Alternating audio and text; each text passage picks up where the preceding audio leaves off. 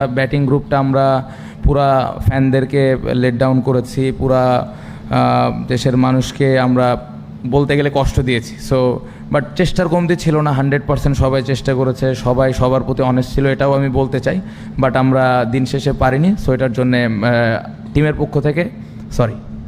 Overall পুরা tournament বলবো যে প্রথমে আমি বলতে চাই যে আমরা অ্যাজ এ টিম হিসেবে পুরো বাংলাদেশের ফ্যানদের লেট ডাউন করেছে, যারা আমাদের খেলা ফলো করে বা আমাদেরকে সবসময় সাপোর্ট করেন, তাদেরকে আমরা লেট ডাউন করেছি। সো আমি টিমের পক্ষ থেকে অ্যাপোলোজাইজ। আমরা as a batting group specially আমরা দেশের মানুষকে ওরকম ভালো কিছু দিতে পারিনি, এটার জন্যে অবশ্যই উই ফিল সরি। এবং গোয়িং ফরওয়ার্ড অবশ্যই আমাদের চেষ্টা থাকবে যে আমরা কিভাবে এখান থেকে বের হয়ে আসতে পারি। বাট পজিটিভ দিক অবশ্যই বোলাররা খুবই ভালো বোলিং করেছে। রিশাদ এরকম একটা বড় টুর্নামেন্টে সে পুরা সবগুলো ম্যাচে অলমোস্ট ভালো বোলিং করেছে। সো বেশ কিছু পজিটিভ দিকেও যে আমরা তো আসলে সেমিফাইনালে যাওয়ার চেষ্টাটা নিশ্চয়ই করেছিলাম, কিন্তু শেষ পর্যন্ত যখন আমরা যেতে পারলাম না, এরপরে আমরা ম্যাচটাও আসলে জিততে পারলাম না। এমন হার নিশ্চয়ই হতাশার। তারপরে আসলে এই হারটাকে কিভাবে আপনি ব্যাখ্যা করবেন? না, অবশ্যই অনেক হতাশার এবং অনেক কষ্টেরও, কারণ এই ম্যাচ খেলতে আসার আগে সবারই পরিকল্পনা ছিল যে ম্যাচটা আমরা আগে জিতবো।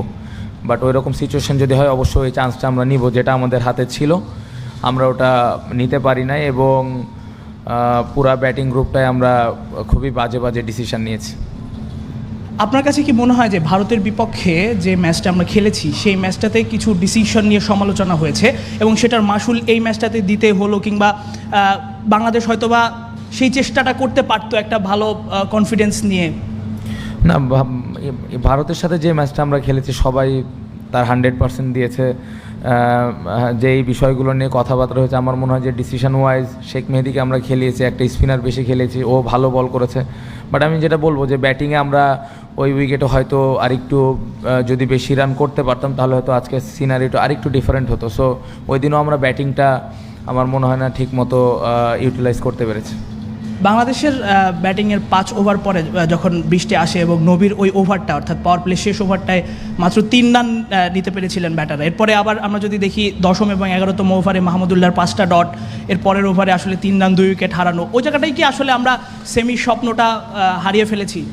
না, দেখেন, প্ল্যানটা এরকম ছিল যে আমরা প্রথম 6 ওভার চেষ্টা করব এবং আমাদের প্ল্যান ছিল যদি আমরা ভালো শুরু করি, আর্লি উইকেট যদি আমাদের না পড়ে তাহলে আমরা ওই সুযোগটা নিব। বাট যখন আমাদের 3 উইকেট পড়ে গেল আর্লি, তখন আমাদের প্ল্যানটা ডিফারেন্ট ছিল যে কীভাবে আমরা ম্যাচটা জিততে পারি, কারণ আমাদের প্ল্যানই আমরা কীভাবে ম্যাচটা জিততে পারি। সো তারপরে আমি বলবো যে মিডল অর্ডাররা ওইরকম ভালো ডিসিশান নেয়নি, যার কারণে আমার মনে হয় ম্যাচটা আমরা হেরে গেছি।